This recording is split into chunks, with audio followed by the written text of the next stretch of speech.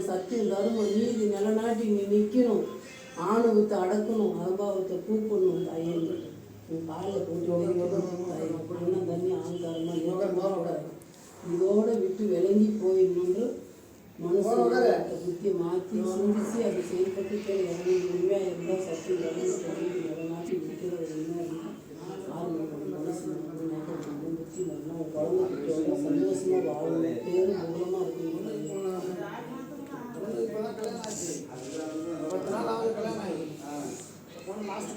கல்யாணம் ஆச்சு. காலைல கோயில தாலி கட்டி கொடுத்து வந்து சாயந்தரம் ஆரம்பிச்சிட்டாரு.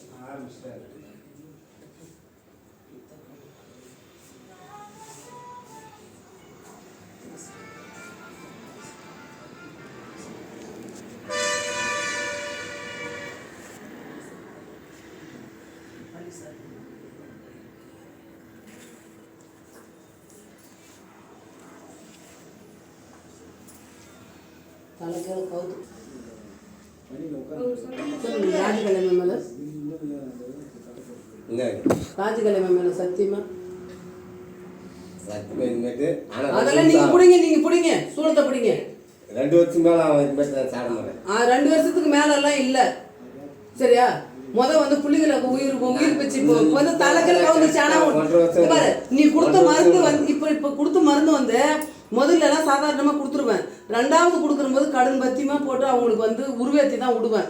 அந்த உருவேற்றுற போது என்ன பண்ணோம், அவன் மூக்குள் வாயில ரத்தம் வருமா இதோட அடங்கிடுவாங்களா அப்படின்னாக்கா அடங்குனாக்கா சாதாரணமாக அது வந்து விடும்.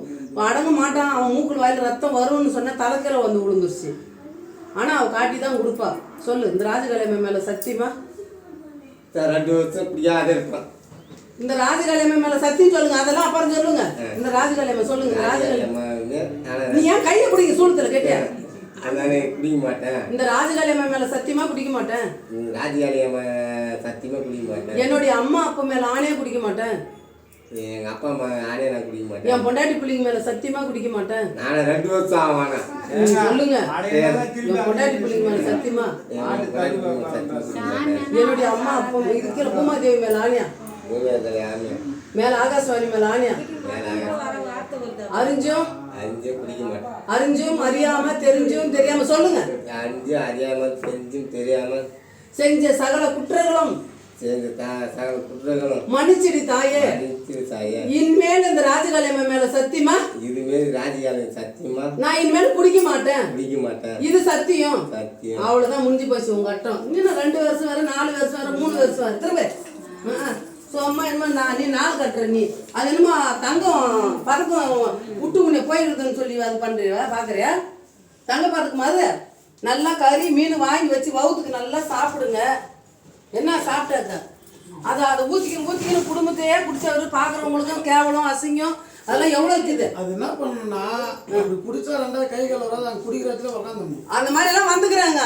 மூக்கு வேலை ரத்தம் பிச்சுன்னு வருது, உடம்பு சரியில்லாத ஆயிடுது.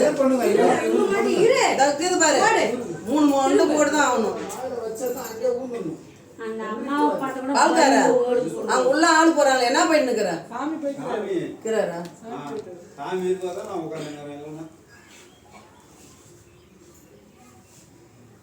நிறைய பேரு வகுத்து வழி துடிச்சு காப்பாத்துன்ற அளவுக்கு எல்லாம் வராங்க. திரும்புங்க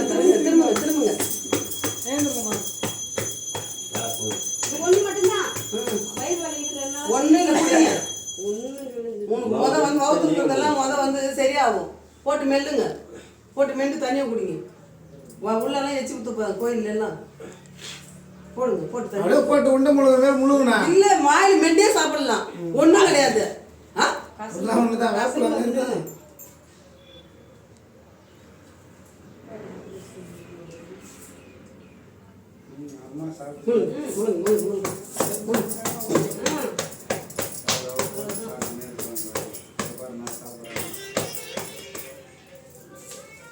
தண்ணி குடிங்க, நல்லா கொப்பிச்சு குடிங்க. போருமா